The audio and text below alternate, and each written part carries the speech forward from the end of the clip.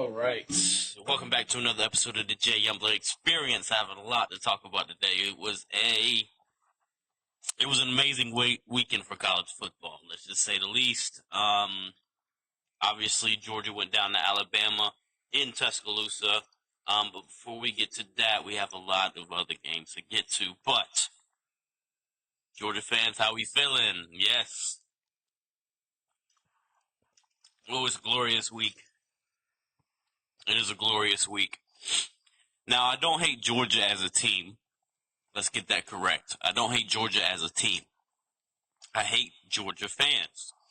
They're the most obnoxious fans ever. Ever.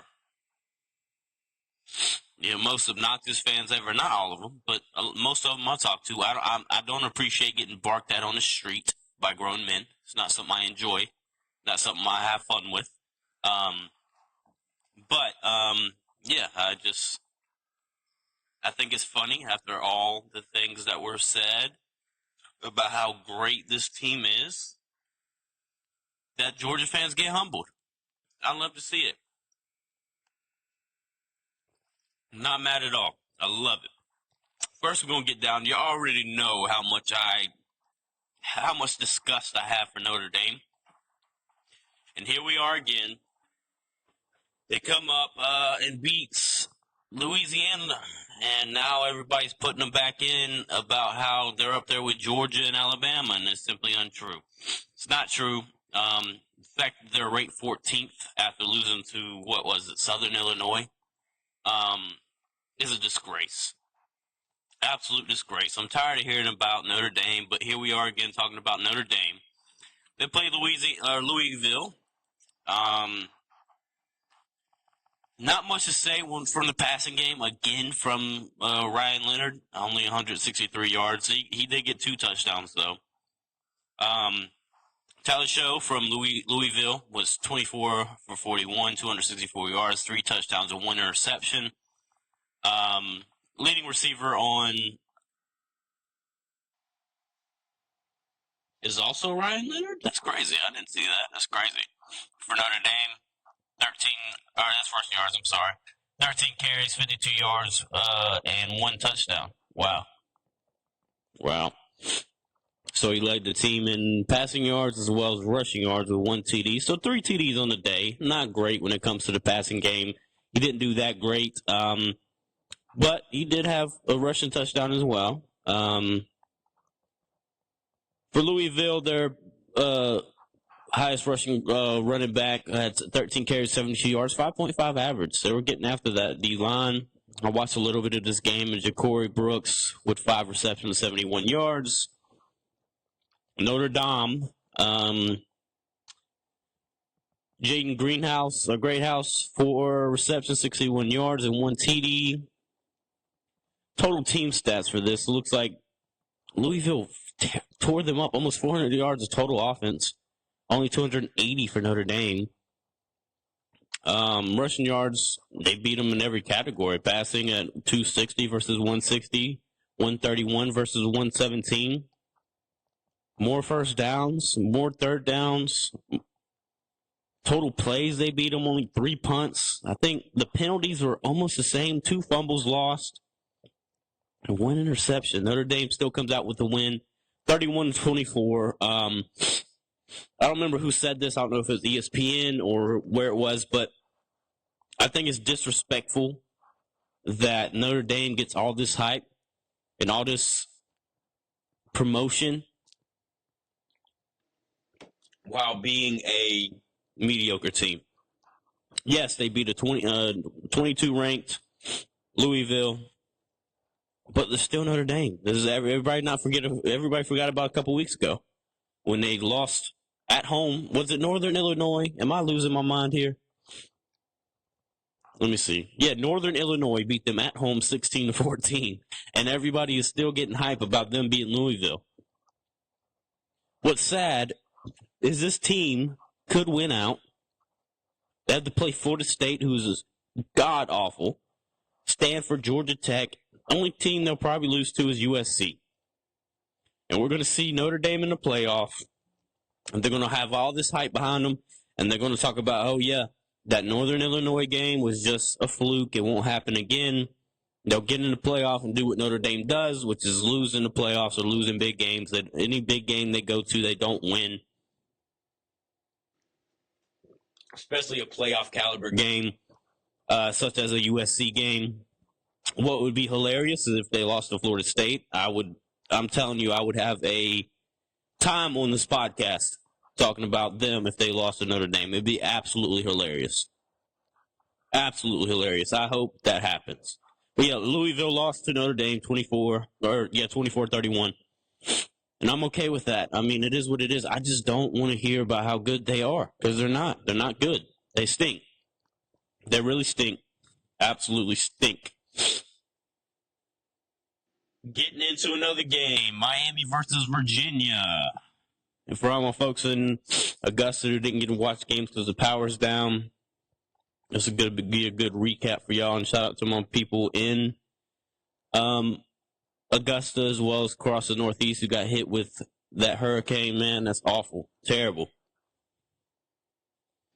All right, going into this next game, Miami versus Virginia Tech. Let me find this game real quick. There it is. I'm going to go ahead and say this. If Cam Ward keeps playing how he's playing, balling out, he looks very comfortable in the pocket, man. That pocket presence is crazy. Absolutely insane. He's very comfortable. If he keeps playing how he's playing, man, I don't see how he doesn't win the Heisman. Him or Jalen Milroe, of course. Jalen Milroe in that last game against Georgia played amazing. I mean, they took a little. We'll get into that, anyways. Cam Ward, 24-38, 343 yards, 4 touchdowns for my guy. Kyron Drones from Virginia Tech was 19-33, 189 yards, 2 touchdowns, and 1 interception. This game came down to the wire. Miami scored 14 points in the fourth quarter to come back and win this game. They are currently 5-0, sitting at number 8. Great win by them. I mean, it is a Virginia Tech team, but who was also 2-3, was 2-2 coming into the game. But I have a lot of faith in Cam Ward. I think he's really good, man. I think a lot of people downplay him because he does play for Miami. But listen, whenever it comes to Heisman, this guy is very up there in the Heisman candidacy for sure. They don't play many teams that are going to be that great. They're in the ACC, so of course the entire ACC is garbage right now. But thrown for almost 350 yards, 4 touchdowns, only 2 interceptions. Highest rushing at 14 carries for 60 yards by Damian Martinez. And then Brayshaw Tutton had 14 carries, 141 yards. So it looks like where the Miami got hit really hard was the rushing game. Looks like they had a decent amount of rushing yards. Team stats, Miami with over 500 yards total offense, 343 yards passing, 165 yards rushing. But that's where they got beat because Virginia Tech had 206 yards rushing, only 188 passing yards. Total yardage was 394, almost 400 yards total offense. And then first downs, it looks very similar for third downs as well. Total plays were roughly the same. Penalties, roughly the same. And obviously, Cam Ward had the 2 interceptions. Do I think this team is a great team? No. But I think having Cam Ward, someone as good as Cam Ward, puts them in to play, especially coming up on their, let's look at their schedule. They play California next. They play Louisville, Florida State, Duke, Georgia Tech, Wake Forest, and Syracuse. I don't see Miami losing a game. I don't. Especially not against Duke or Florida State or Georgia Tech, not even Wake Forest, Syracuse. I mean, the hardest game they have coming up is going to be Louisville. And Louisville just lost to Notre Dame, who's not a great team. I think Cam Ward is going to ball all of these games. They don't play anybody hard. They're going to go in. They're going to win the ACC. and they're going to be in the playoff, and he's going to be in the Heisman candidacy for sure. I don't have much to say about Virginia Tech. They're Virginia Tech. They don't really have a lot going for them right now, offensively or defensively. They have a good, decent run game, but it also could be talked about how Miami's front line isn't the greatest. But this team looks like they could make it to the playoff. Now, how deep will they run into the playoff? That's still yet to be seen. But their schedule talks a lot to the fact that they're not going to lose a game, in my opinion. I don't see it happening. I don't see them losing a game the rest of the season in that weak-ass division they're in. It's terrible. Shout out to the ACC. Y'all are terrible, awful, trash. All right. Terrible, man. The ACC has lost all of credibility. They don't look good at all. Terrible. Especially with, man, even Clemson's down. I mean, just looks awful.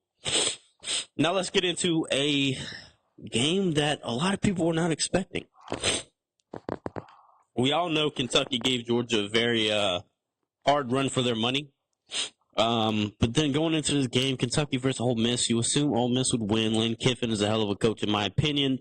And this Ole Miss team is really good, especially I think Jackson Dart is one of the best quarterbacks in the SEC. And I'm saying that kindly. He's one of the best. I'm not saying he is the best, but Brock Vandagriff kind of balled out in this game. You know, almost 250 yards total pass yards. Jackson Dart 260 yards, 1 touchdown. I mean, their receiver Trey Harris had 11 receptions, 176 yards, and 1 touchdown for Ole Miss. Dane Key, 8 receptions, 105 yards, and a touchdown for Kentucky. It looked like it was a well-fought game.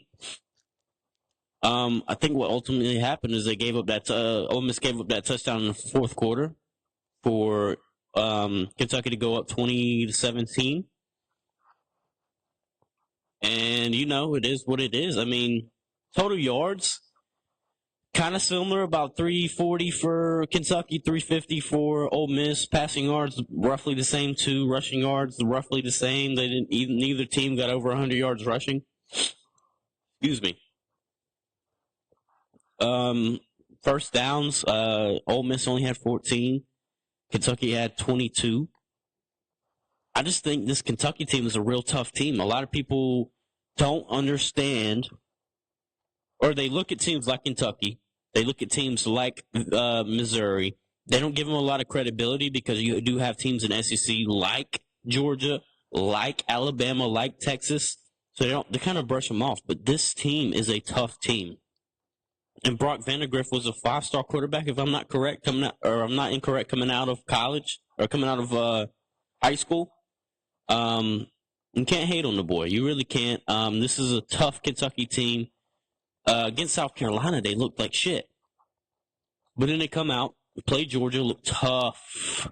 I mean tough. They look tough. And they come back from Georgia, play Ole Miss. I mean, that's a tough schedule. Come out to almost beat Georgia and then come out and beat Ole Miss. I mean, it says a lot to this team. It says a lot to these players and how confident they are in themselves. It also comes out to the coaching. They're doing well. I don't know. It's people are not giving this team enough credit. Not saying they're a playoff team, but for them to do the things they've done against Georgia, against Ole Miss, they did have a rough game against South Carolina. I watched that one for sure. But this is a tough team. Now, where do we go for Ole Miss? Like, what happens after this? Well, you got to go to South Carolina and play South Carolina. You got to go to LSU in Death Valley. Then you got to play Oklahoma at Arkansas. You play Georgia at home at Ole Miss. You play Florida at Florida. I think that's a win for them. And then you play Mississippi State. They could lose up to 4 games next. Or 3. I'll give it 3. They have a possibility of losing 3 against LSU, Ole Miss, or Oklahoma and Georgia. I think Georgia wins that game heavily, solely because Georgia's going to be on a warpath, and I can't wait to talk about that game. But I think Georgia's going to be on a warpath after that loss to Alabama. I think Kirby Smart's going to get them in line. and it's going to be a dangerous team. I really do think that's going to be a dangerous team coming out. But Ole Miss they better play some good football coming up because they have LSU. You play in Death Valley. You got to play Oklahoma. I'm not saying Oklahoma is a great team, but Oklahoma is still a good team. And then you play at Arkansas. Arkansas is never a pushover. You got to play Georgia. Luckily, you're playing them at home. That's going to be a rough game for Georgia, especially seeing how they played on the road recently against Kentucky and Alabama. And then you go to Florida, and then you end the season at Mississippi State. I give them 2 losses. I think they lose to LSU and Georgia, but they beat Oklahoma, Arkansas, Florida, and Mississippi State. But hell of a game by Kentucky. I mean, you got to give them the props where the props is due. That's a tough team. As many people or many teams as Georgia and South Carolina know, that's a tough team to try to beat for sure. Now let's get into my Tigers, man. I'm going to go very short on this. We played Southern Alabama. We needed a game like this. There have been some tough games for us. Garrett Nussmeier, 400 yards passing, 2 TDs. My boy Caden Durham, 7 carries, 128 yards, 1 touchdown. And Kyrie Lacey had 5 receptions for 107 yards. There's not much to talk about when it comes to Southern Alabama's game. Gio Lopez only had 171 yards passing, 1 touchdown. Kentrell Bullock, 9 carries, 57 yards rushing. And then Anthony Eager had 91 yards and 1 touchdown. Total team stats, yeah, we almost put up 700 yards on them, 430 yards passing, 237 yards rushing, 9.7 yards per play, 29 first downs for us, 6 of 9 on third downs, 69 total plays, and only 2 punts by the Tigers. Pretty crazy. I like it. What we need to work on, especially Garrett Nussmeier, needs to work on the turnovers. He had 2 interceptions against the Jaguars. We can't be having that against that type of team. I'm not sure if they opened up the playbook a little bit and just wanted to see what Garrett can do. Garrett is a good quarterback. He just needs to stop with the turnovers. And in the red zone, he just can't close it when we need to get closed. Can't close it when we needs more consistency whenever we are in the red zone, for sure. We saw that against South Carolina. We should have beat South Carolina by like 14 to 21 points, but we could not get in the end zone whenever we were in the red zone, and that's the biggest issue coming into this. Look at our schedule coming up. We got Ole Miss at home next week, or this upcoming week. We play at Arkansas at A&M. We play Alabama at home. That's a rough team, number 1 Alabama. And then we play Florida, Vanderbilt, Oklahoma to end the season. I think we beat Ole Miss. I see us losing to Alabama and then winning the rest of our games, playing Florida at Florida. Obviously, that's never a pushover, but Florida is not a good team currently. They are just simply not a good team. I feel bad for all my Florida fans out there because y'all are some loyal fans, to say the least. Y'all are loyal fans. Everybody I've known that's been a Florida fan has stayed a Florida fan through these years. Through the Will Muschamp, through the, what's his name? I don't even remember his name now, whatever his name was. And now Billy Napier. Surprised they haven't ran Billy Napier out the stadium yet, but we'll see. Maybe they'll come back and do a little bit better the rest of the season. But I see my Tigers only losing 2 games this year and going to the playoff, and we'll see how that goes. Now this next game. It's going to be in-depth on this one. I watched this game from start to finish. One of the biggest games of the year. No question. Georgia versus Alabama. Georgia versus Alabama. Now, both these teams are elite programs. Let's get that out the way before we start this now. Both these teams are elite programs with elite coaching. Now, there was a lot of speculation coming into the season, especially with how many people that Alabama lost to the transfer portal, to different things, of how Alabama was going to do with DeBoer Is DeBoer, is he an SEC coach? Is he going to be able to do what he needs to do in the SEC? So this was his time to shine. And let me tell you, did he shine with Jalen Milroe? Jalen Milroe looked like a Heisman candidate in this game. They came out and just absolutely came out running, came out sprinting, Usain Bolt sprinting. And I did not expect the type of play that came out from Jalen Milroe. I also didn't expect the type of play that came out from Georgia's defense. I expect Georgia's defense to, especially after that SEC game where they lost and Jalen Milroe's legs absolutely destroyed that defense. I expected the adjustments to be quite a bit better. Quite a bit better. Georgia has not allowed a touchdown in 16 quarters. And they gave up, what was the final score in this one?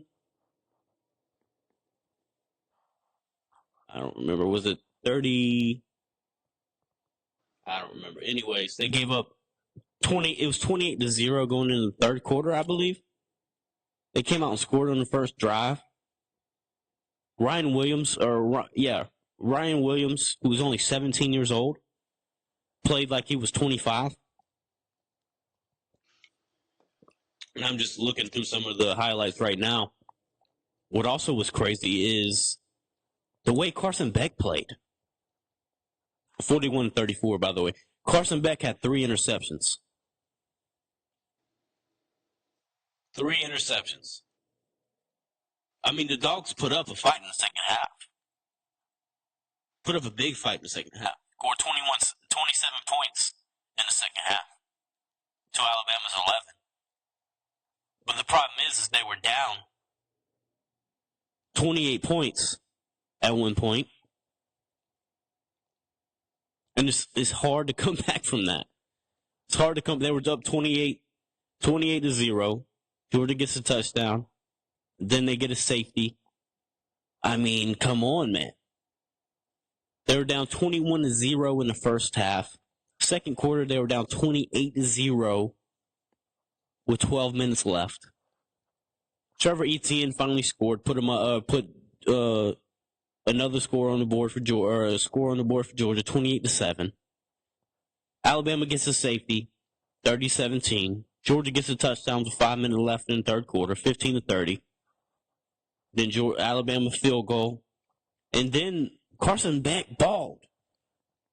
Went back-to-back drives. Touchdown. And then another touchdown. 3 drives in a row, all touchdowns. But what really put the nail in the coffin was Ryan Williams on that 75-yard pass from Jalen Milroe, plus a 2-point conversion, and put this game away for the Alabama Crimson Tide.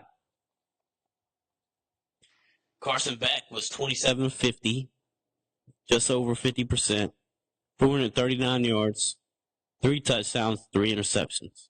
Jalen Milroe, 27 of 33, only missed 6 of his passes, 374 yards, 2 touchdowns, 1 interception. Trevor Etienne for Georgia, 12 carries, 55 yards, 1 touchdown. Jalen Milroe had 16 carries, 117 yards, and 2 touchdowns. Arian Smith of the Dogs had 6 receptions, 132 yards, and 1 touchdown. And Ryan, the man, Williams had 6 receptions, 177 yards, and 1 touchdown. And that touchdown won the game for Alabama, by the way. Absolutely insane. Absolutely insane. If you're watching this game in the first half, you probably thought the game was already over, which it was, technically, because Alabama still came. But Alabama came up. They, were up 28-0 in the second quarter. It was looking ugly for the Dogs. I'm not saying it looked better, but at least they came back. They were actually got the lead for a little while off a big play. And I think the next drive, Alabama, Ryan Williams, Jalen Milroe threw a pass up to him. He made both the safety in the corner run into each other. I've never seen this. You don't see this from Kirby Smart on any other team, but for some reason, playing Alabama,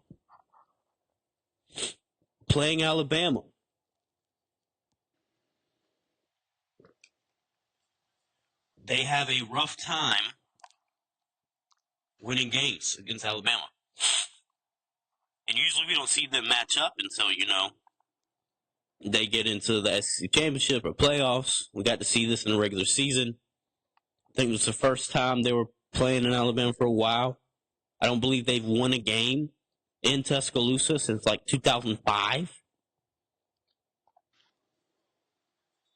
It's absolutely insane to see. And I feel for you, Georgia fans. I know y'all were crying on Twitter, crying on Instagram, crying on Facebook for a little while. But the thing is, though I hate Georgia fans, this is not the end for Georgia at all. Not even close, actually. They have a lot to look forward to.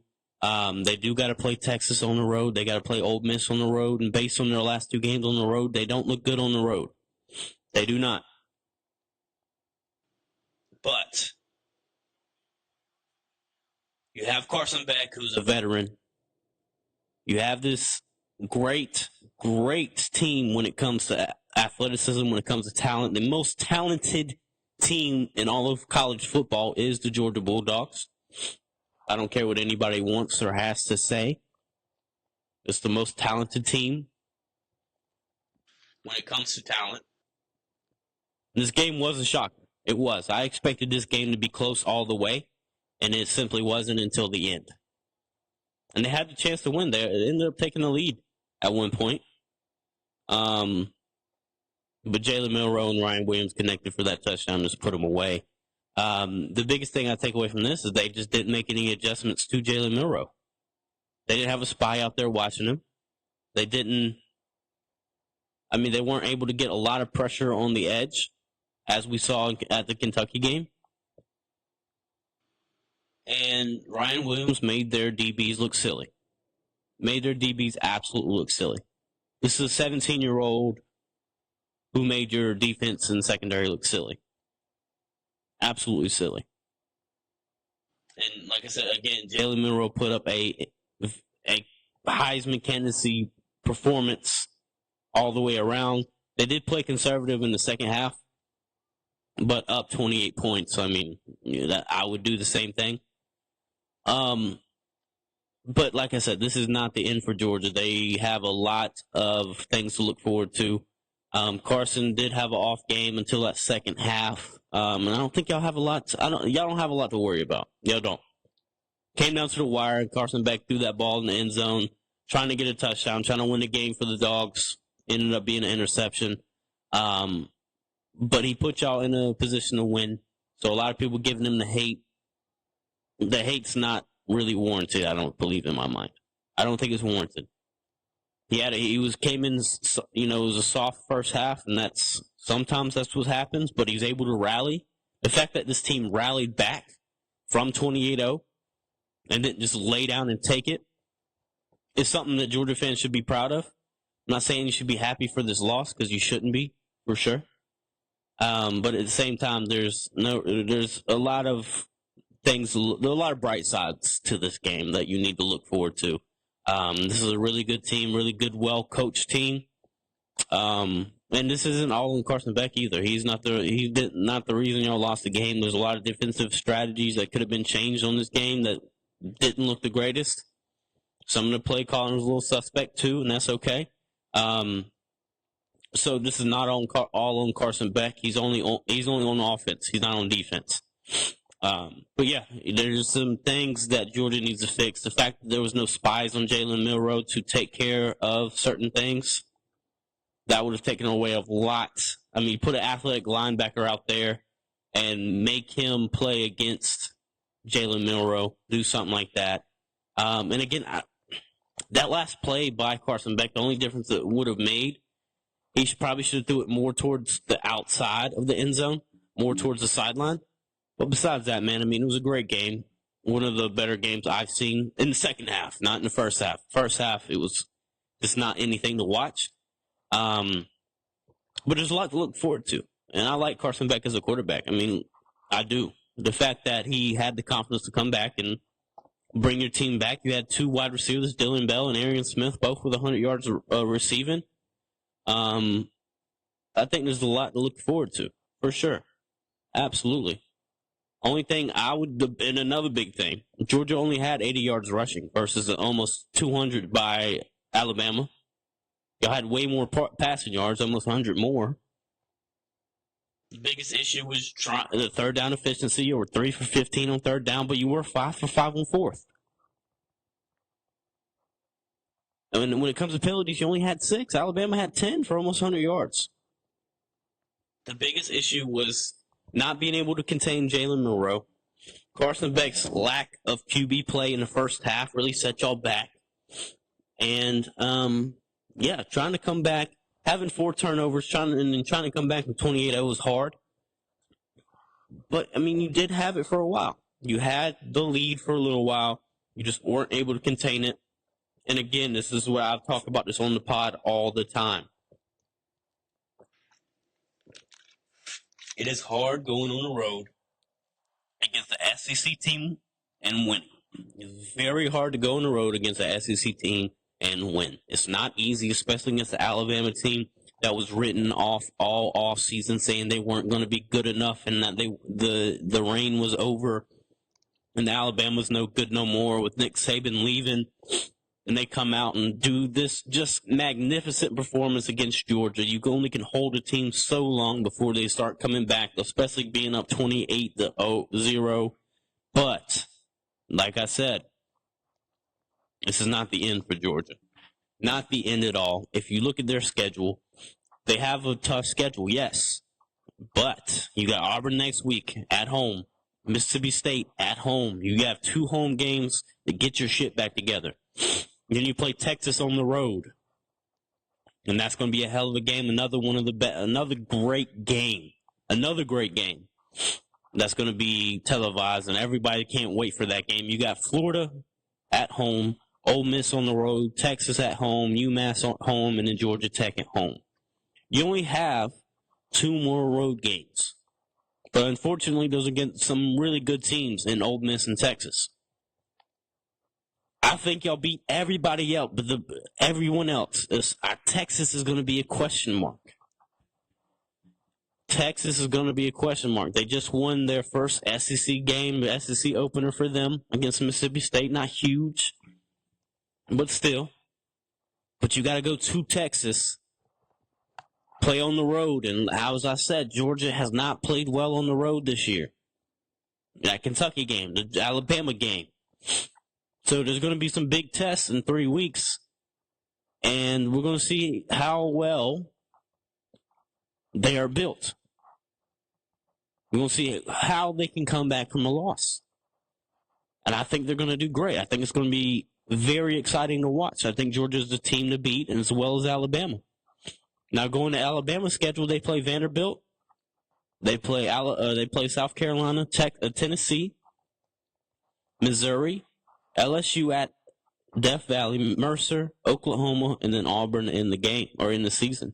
That biggest game's coming up for them is going to be Missouri and LSU. And they got to play LSU. Actually, Tennessee, too. They play Tennessee on the road. So there's going to be some big games coming up, and I think everybody should be excited. I know Georgia fans are a little upset right now.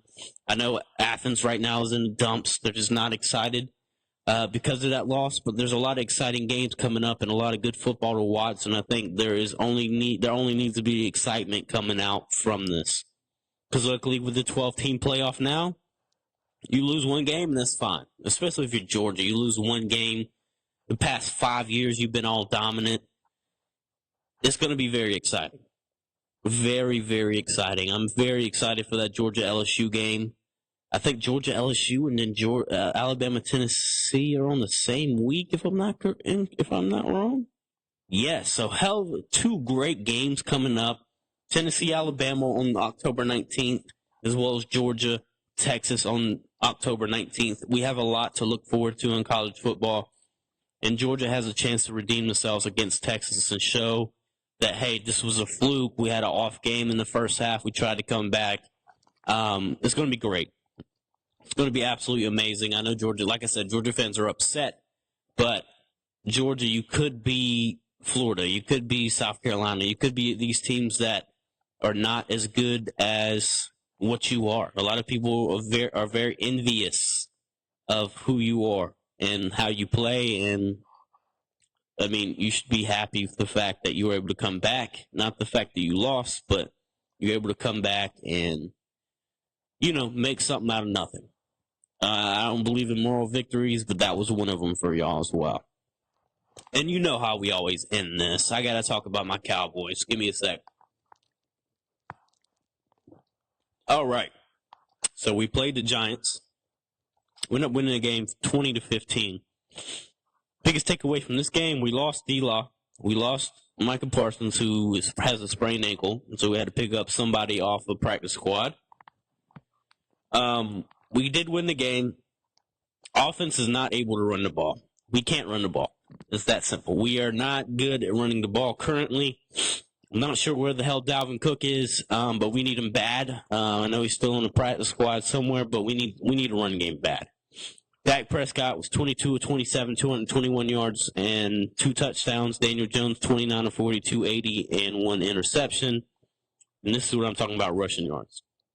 Rico Dowdle, 11 carries, 46 yards. That's not getting you anywhere, brother. But my boy CeeDee Lamb, 7 receptions, 98 yards, and 1 touchdown. Malik Neighbors also balled with 12 receptions, 115 yards.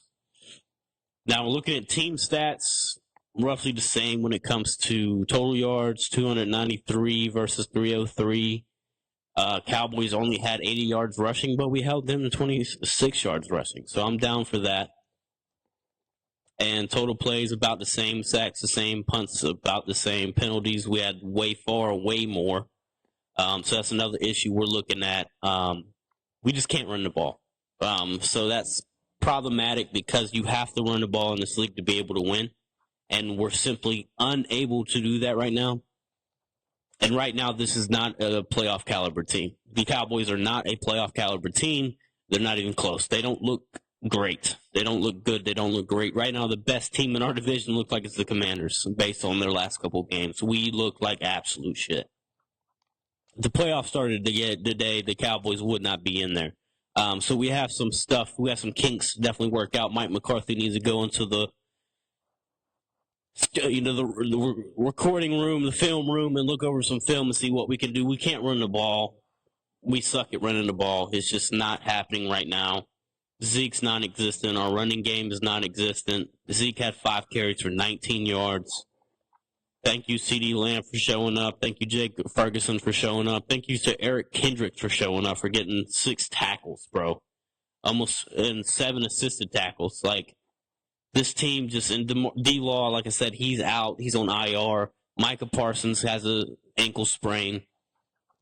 Our defense is getting beat up right now, and we can't run the ball.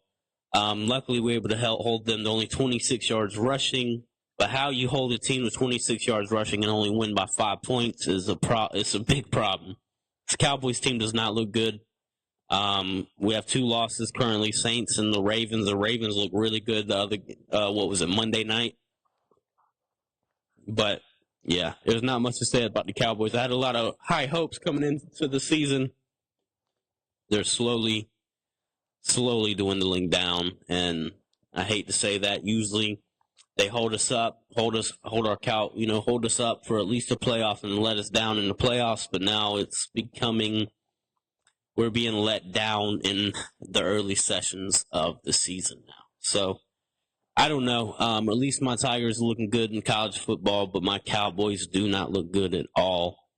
I'm not sure what the adjustments can be made, but we definitely need to get some running game because we don't have any. And that's you have to be balanced on offense, and you have to be able to do what you need to do to get some yards and be balanced. And that way Dak can have some rhythm with CeeDee Lamb, with Jalen Tolbert, with Brandon Cooks and Jake Ferguson. We can get the ball out in the perimeter, but if they don't respect the running game, if I'm the Steelers next game, I'm stacking the box and making Dak throw the ball. And then obviously, if you do that, Dak with pressure in his face isn't the greatest quarterback to be. So we'll see what happens there. And the only bright side is the fact that our DBs are looking good. Trayvon Diggs is back. Donovan Wilson's looking good. Malik Hooker's looking good, but we definitely got some issues when it comes to our offense and how we're going to run the ball. We need to do something. We need Dalvin Cook. I don't know. We picked up Zeke and everybody's hyped about that. I wasn't really hyped about it because he's getting 20 yards a game. So we'll see what happens. At least I won all my fantasy this week, 4-0 this week in fantasy, but we definitely need to take some looks at different things. But yeah, I want to appreciate it. I want to say I appreciate everybody who's been listening, especially to the songs I put out. I appreciate everybody who listened to those. Those are more jokes than anything. It's nothing serious, but I appreciate everybody for paying attention and listening to the podcast, man. This is something I enjoy doing. So if you are listening, I appreciate you listening, and just stay tuned. This has been another episode, baby. Let's go.